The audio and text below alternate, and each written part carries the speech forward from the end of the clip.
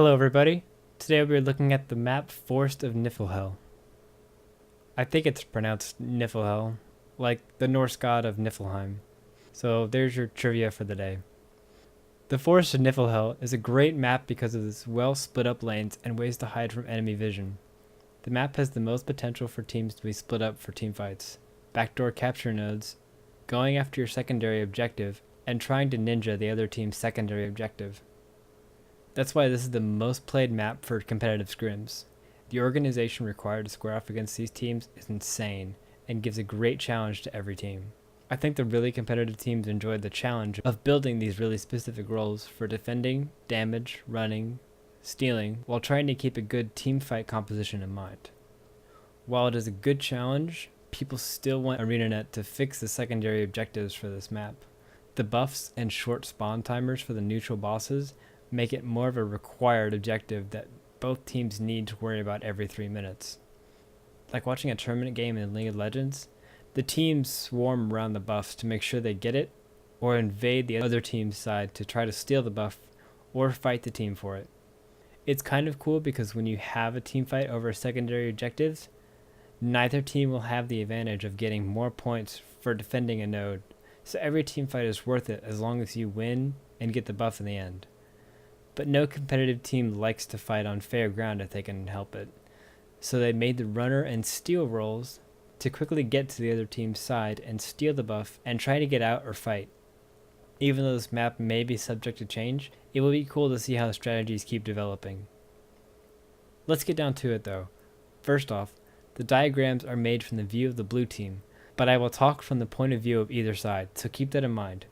Starting out, send one person to the side node while 2 other people run past towards the neutral monster. Then the last 2 will try to run to the enemy team's neutral monster for a steal. But it's very possible you will be cut off before you get there by other people trying to steal, so call out the number of people and figure out if you want to fight or kite them. The point guardian at the side node should be able to meet you halfway and turn the fight in your favor. This map splits the team up so much that there are at least 6 different ways this could go. Your kiting could win, and you have your pair that were going to steal meet the rest of your team at the keep instead for a 4v2. You could even lose the battle. Depending on how many they sent to try to steal your neutral mob affects how the rest of your players react. Your team already stalled long enough for you to get your neutral monster, so the people that are alive should head to the keep and fight whoever heads toward it. You can either hope that the group that beat your team went to your side node to capture and your dead teammates will respawn and go fight them again. Or scout the rest of the team and watch them group up at the keep while you wait for your team to respawn and find a place to regroup to fight for the keep. I've even seen matches where the steal groups ignore each other and just head off to their objectives.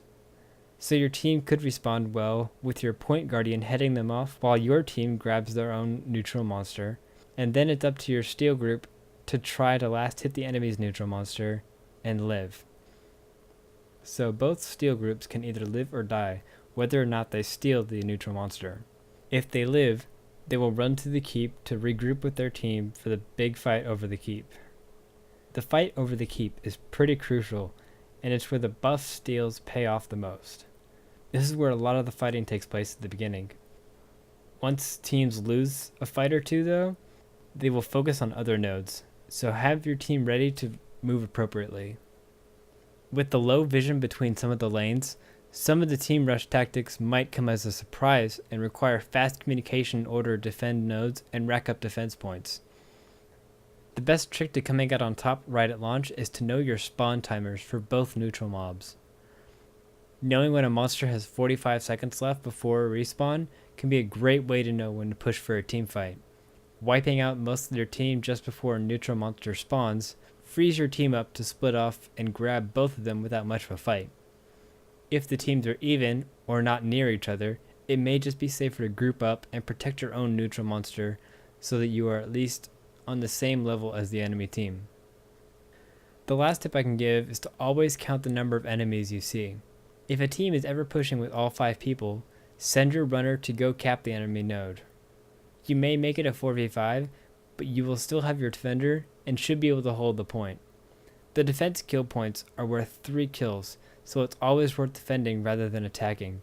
So in the end, backdoor capping only gives you more places to defend, which will give you more points. This map is great practice for competitive teams due to its frantic nature and need for good communication skills. The fact that the secondary objectives are seen as primary objectives splits up the teams as they try to use these secondary objectives as the key for winning fights. The low spawn timer tends to stop teams from pushing and defending as they prepare what they need to do when the neutral monsters spawn. This map is the most confusing right now and will take a lot longer than the other maps to figure out better transitions in between monster spawns and better ideas for keeping map control while keeping the secondary objectives in mind. So if you think you have the skills and want to test your team's synergy, this is the map to do it.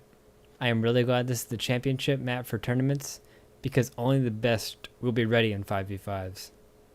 Team composition ideas I thought for this map. Let's see. Point Guardian, as usual. Warrior, Ranger, an Elementalist and Thief as your steel group. Or Point Guardian, Warrior, Necromancer, and Mesmer and Thief as your steel group. Last one I guessed could be Point Engineer, Warrior, Necromancer, and Ranger and Elementalist as your steel group. Remember, those are just some ideas. Team compositions are very simple at the moment. Once more changes come to the professions, I think we will see certain professions synergize better together for more specific team compositions. Alright everybody, I think that's all I really wanted to get covered for this video. I know it's a bit shorter than the other map videos, but the strategies for this map move around constantly. And since the teams split up so much, the branching outcomes for an entire match would take days to work on. Also, the video would end up being 3 hours or so. This is really going to be a challenging map where it'll be up to you to correctly assess the information your team gives you in order to make decisions to push, defend, or work on secondary objectives. But I do hope you learned a few things for the next time you play in this map. If you liked the video, feel free to click the like or subscribe buttons below for more information on future videos. I know I have a few Q&A segments coming up, but I think my next big topic will be team fights and what to look for when deciding your team compositions. Thank you guys for watching, and I will see you next time.